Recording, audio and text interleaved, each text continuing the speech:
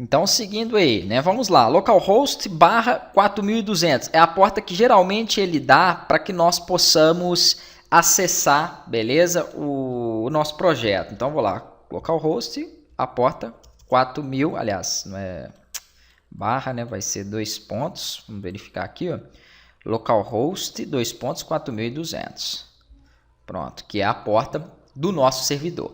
Se você parar aquele servidor ali, aí já era, ele não consegue entrar. Por isso que eu falei dos dois terminais, tá? O 1 fica como execução e o 2 fica como execução, né, do servidor rodando, e o 2 como execução dos comandos. Eu já vou falar desses comandos e o que nós precisaremos aqui para dar sequência ao nosso projeto, beleza? Aqui então ele vai mostrar o welcome, que é aquele bem-vindo que tinha lá, vai ter aqui algumas informações do Angular mesmo, como criar novo componente, como criar aí Angular Material, né, como adicionar dependências, que são algumas informações básicas relacionadas ao projeto Angular. Voltando aqui, vamos fazer então aquela alteração que eu tinha feito. Na verdade, eu já tinha feito já, né? Na App Component, eu acabei colocando aqui o bem-vindo no span, que está acima, que é a nossa neve, a toolbar, né? Então aqui nós temos ele, temos alguns ícones, tamanho, cores, tudo está estilizado, ó. Temos aqui o Angular on Twitter, que é aquele íconezinho que está aqui acima. Quando eu atualizar ela, ó, ele vai fazer a alteração para mim.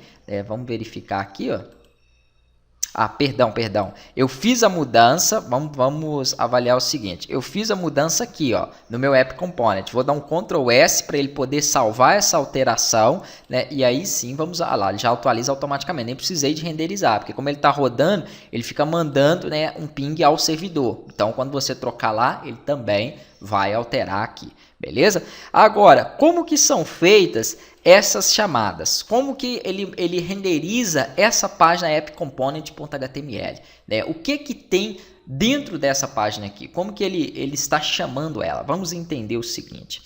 Toda vez que eu tiver um HTML, que eu tiver uma página, um component aqui dentro, o app ele é um component, na próxima aula nós vamos aprender a gerar esses components, eu vou ter uma classe TypeScript, beleza?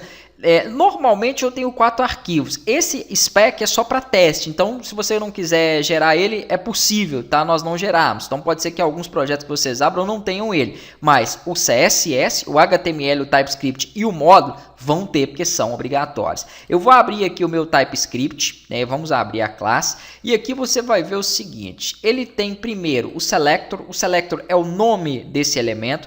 Toda vez que eu chamar algo AppRoot, vai ser essa página que eu quero renderizar, essa classe, tá? A URL vai ficar então /app.component.html, que é o nome dele. Então, a minha rota, quando for apontada para o AppRoot, renderiza esse template, essa página HTML, beleza? E as URLs, né, no caso aqui de estilos, vai ser a mesma, só que .css. Então, a minha folha de estilo que está aqui acima, que não tem nada sendo utilizado. Dentro da classe, que é a classe AppComponent, que sempre vai vir com o nome, né, do componente que você tiver criado, você cria variáveis, tá? Que são elementos, são objetos. Então, o título, por exemplo, é uma variável desse componente.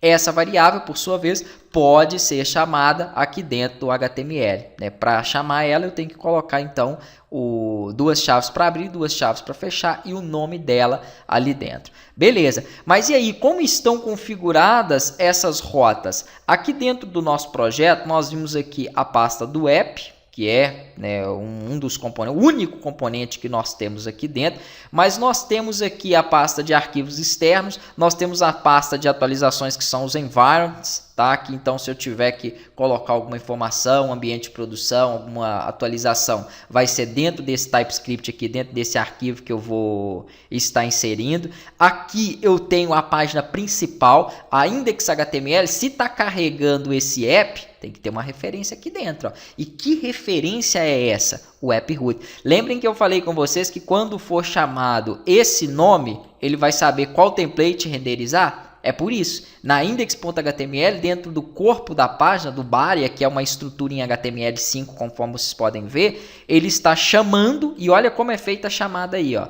Nós colocamos entre as tags mesmo, sinal de maior que e menor que, e o nome da página na qual eu quero chamar, nesse caso o AppRoot. Ele reconheceu o AppRoot como essa App Component. Beleza? Vamos ter também as rotas, né, do nosso projeto. Eu vou falar um pouco mais sobre as rotas na próxima aula, onde nós criaremos então mais um componente. Por enquanto, nós temos um único componente que é esta pasta do app, mas eu posso gerar várias outras, né, que seriam as telas, a estrutura mesmo da minha aplicação.